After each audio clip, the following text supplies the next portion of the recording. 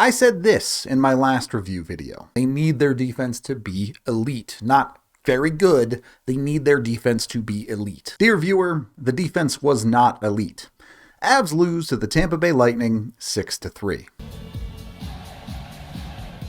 The Avs had one defender play well in this game, and that was Bowen Byram, which in a weird way is good. That makes it 2 games in a row from Bo that you have liked. Something they need a lot more of is games from Bowen Byram that you like. The problem is a good game from Bowen Byram does not make up for 5 defenders struggling. Particularly Cale Makar and Devon Toews were just awful for the Avs as their top pairing in this game. They got dominated in nearly every single fashion. And the harsh reality of the Avs lineup is if guys that important to them play poorly, they're going to lose. Not that the rest of the team played particularly well. The Avs got dominated in this game by Tampa Bay. So there's not a ton to like here. One of the few things you do like, it took the Avs most of the first period, but they do score first. The Avs are going to win a puck battle deep in their own zone here and get up the ice quickly. Now, pay attention, not to McKinnon breaking the puck out, but to Bowen Byram getting up the ice on this play. It's great that he joins the rush. That's the type of stuff the Avalanche love to do. But about its legality, Byram's just going to grab the Tampa player in front of him. You're going to see him clearly reach out and grab him by the pants and go ahead and pull a little slingshot on him to get position and up the ice quick. He gets away with it. It doesn't get called, and that sets up a play where Mikko Rantanen makes a fantastic pass to him, streaking to the back post, and Byram is able to put it in the net. Did Bowen Byram cheat on that play? Absolutely. Should it have been a penalty? Yup. Was the rest of this game karma for that? I don't think so. I don't actually believe in karma, but if you are a person that does, I could see how you get to that conclusion. It is what it is. Uncalled stuff happens all the time. This one goes the Avs' way. I would prefer hockey was a perfect game where things don't get missed, but because it is, you gotta take what you get. Tampa's upset about that one. I get it. I don't think they're that upset because they won the game anyway, but if they were upset, I would understand. So great. The Avs get a lead. 3 minutes later, they are trailing in this game. This is simply a nothing play for Tampa. Kucherov gets the red line, dumps it in hard, and it's going to spring off of the boards, take a funny hop, and shoot right out into the front of the net. This weird bounce is a problem for a number of reasons. The Avs have nobody ready for it, which is understandable. You don't expect a bounce like this, but Manson actively moving away from the center of the ice, both Colton and Girard coasting back in, leaves an open lane for Brayden Point to skate towards this puck. Now, even then, the Avs win the race to this puck. Sam Girard is going to get to this puck and take a hack at it. He's going to get a decent amount of wood on it. He gets it up in the air. It's just going to shoot right into Brayden Point's chest and then into the net. You could argue that Makar and Toews are the best defensive pairing in the world, and this is the worst I think I've ever seen them play together. Makar initially goes out to defend the puck, doesn't do anything effective. This drives the play into Devon Toews, who also doesn't do anything effective on this play. Now, initially, that's not that big of a deal, right? They at least prevented a high-danger opportunity coming from the middle of the ice. So after this initial shot, Makar bobbles a rebound, which allows the play to continue. Toews comes in to help and simply doesn't play this puck effectively at all. I know he's battling directly with Cirelli for this puck, but he has to get more wood or give more of an effort to get this puck out of danger. He simply doesn't, and that allows the Tampa Bay Lightning to continue to possess. And then from there, both Toews and Makar just stop. They both play Anthony Cirelli in the middle of the ice. No communication, no effort to go and cover anything else, which leaves Nathan MacKinnon covering 2 players, and one of them is Nikita Kucherov. Maybe the only guy who could take the heart away from MacKinnon this year. Yeah, you know how that's going to end. The point goal is nonsense. Weird, unfortunate bounces, whatever. I can move on from that one. The second goal is the Avs' best pairing just completely shitting the bed. I know I very rarely swear in these videos. If you watch the podcast, you know I swear plenty. But I don't have a better explanation from this game for that top pairing. That's how bad it was. Another instance of the Avs giving up multiple goals in a short span, just 70 seconds apart, these 2 goals, and you turn a period that was played okay and looked like a positive into a direct negative. The second period was fairly slow for the most part, maybe the Avs' best period of the game, unfortunately. And it's the Avs able to take advantage of a Tampa mistake late in this period. Great work by the Avs' second line to spring up the ice quickly. You have Colton going down the middle of the ice with Lehkonen here. Gets a good opportunity, but it gets smothered by Vasilevsky. And all 4 of the players on the ice here think the play is over. They think Vasi has it, and they just stop expecting a whistle. The one guy who doesn't is Bowen Byram, who comes in on a guy who's also giving up on the play, but Byram is hunting the puck. He recognizes his loose in behind Vassy. He gets all the way around in and is able to just tuck this puck home. It's a 2-goal game for Bowen Byram, which on paper should be good, but in practice has been a death sentence for the Avs. Bowen Byram has 3 multi-goal games in his career in the NHL.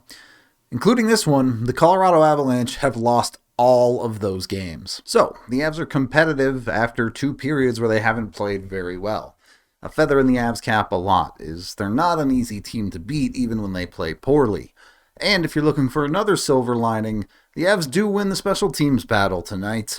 They kill 2 penalties and they get 1 power play goal to go in the 3rd period. This is fantastic work along the near wall from the Avs. Initially, Taves makes this crisp pass across, but it doesn't connect with McKinnon from Mikko. But from there, Taves is able to get it down to McKinnon, and McKinnon with this great deceptive give and go with Drouin. He cuts it around behind on the backhand side to get it to Drouin. It's not a super accurate pass, but Drouin is able to manage it, get enough of this, and get it back to McKinnon, keeping it in the Avs' control and getting 3 players to cheat down onto Drouin with the puck. This gives McKinnon time to get set up. He doesn't do anything fancy. He just throws it towards the net where he has Arturi Lehkonen sitting in front, and Lecky, something the Avs have dearly missed on the power play, a tip play that works. No notes for Arturi Lehkonen. He continues to be one of the Avs' best players over the last handful of games. Gotta give a lot of credit to both him and Byram.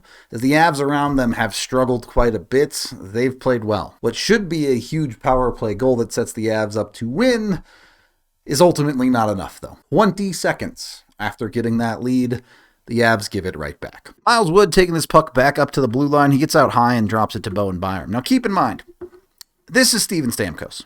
This is Miles Wood. Byram throws this puck towards the net. It does not get all the way through, but as this puck gets to the net, you still see the edge of Steven Stamkos going the other way. Is he cheating? Is he cherry picking a bit? Absolutely. But this is Bowen Byram. This is Devon Taves. And in 2 seconds, that's Miles Wood. Nobody is back there with Steven Stamkos. He was just completely abandoned on the backside of this play. Kucherov gets the pass through both defenders, and this is a disaster of a hockey play that Steven Stamkos is able to beat in and in on. You just cannot fall asleep in the NHL, not for a single shift. And I'm willing to give Byram some of a pass. He played well. He scored 2 goals. The Avs aren't even competitive in this game without him. But mistakes like that just cannot happen. It certainly doesn't help that you could not rely on Devon Taves at all to be effective in this hockey game. And unfortunately, you could not rely on Cale Makar either. The game doesn't even stay tied for very long. Before the halfway point of the 3rd period, we have the game-winning goal. What is initially a lost faceoff for Colorado immediately breaks down off of, this is actually decent defense right here. You have Colton and Lehkonen pressuring. Colton is going to block a pass and it's going to kick out to the high part of this zone. But as this puck kicks out high, everybody is just going up the ice. You have Colton totally flying the zone. Lecky turning, heading up. Bowen Byram turning, heading up the ice. And the problem is the Avs don't have the puck. They never even got close to having the puck. This is Nikita Kucherov, now with no Av in the vicinity of him in the offensive zone. That's bad. This puck gets thrown it down in deep. Makar defending net front. Look, at least he's covering a guy. That's more than I can say of the other 4 Avalanche players who are doing absolutely nothing. But Makar simply gets outplayed net front here. He doesn't recognize, perhaps, that Kucherov is literally all alone in the circle, but he needs to lock this guy down better. You cannot allow this guy to make a play that is anything but shooting it directly into Annunen here. And Makar watches the puck slip behind him, and Kucherov, a pretty easy one. Now, I don't want to single out the defenders here alone. That is a full team breakdown in coverage. It is just awful hockey, and it's something that the Avs have to stop doing. I believe that the Avs are a good team. When they're at their best, I think they're a top 5 team in the NHL. They were clearly not at their best in this game, and that doesn't look anything like a top 5 team in the NHL. And they wouldn't be that big of a deal if the Avs just weren't a very good team, if they weren't experienced, and they were going through growing pains of a team that had to learn how to win, that learns the importance of holding leads in 3rd periods, of things like that. But that's not who the Avalanche are. They are a championship caliber team. They have the experience. They know exactly what it takes to win, and they have the skill to be a very, very good team, and they're still finding a way to lose games like this. Maybe the frustration of them doing that is better than the disappointment of just not being good enough, but the Avs have to actually go out and be good enough. Certainly, when you have your backup third string, whatever you want to call Justus Annunen in the net, you need to help that guy more. There was just nothing that guy could do tonight. You have two empty netters that ultimately get to your 6-3 final. Once the Avs fell behind in the third, they were never really that dangerous as far as getting back into the game is concerned. They'll be fine. They'll still be in competition for the top of the Central Division. But it does not make this stretch good. If you have a stretch like this in the playoffs, you're done. No questions asked. If Cale Makar and Devon Toews play this badly, the Avs are going nowhere in the playoffs. Simple as that. Now in the playoffs, they don't have any 6-game road trips. They don't have to play any East Coast teams. In fact, unless they're in the Cup final, in which case they've done pretty well. With that being said, somewhere along the way, they're going to have to win some road games, and they just haven't been good enough on the road this year. Maybe Bo and Lecky will continue to play well as the rest of the team gets it together, but right now, it's bad, and it's got to be more. That is the end of this game video review. Thank you for watching. Head on over to thednvr.com. See all of our coverage. I am Rudo. And Bo, just stop scoring exactly 2 goals, okay?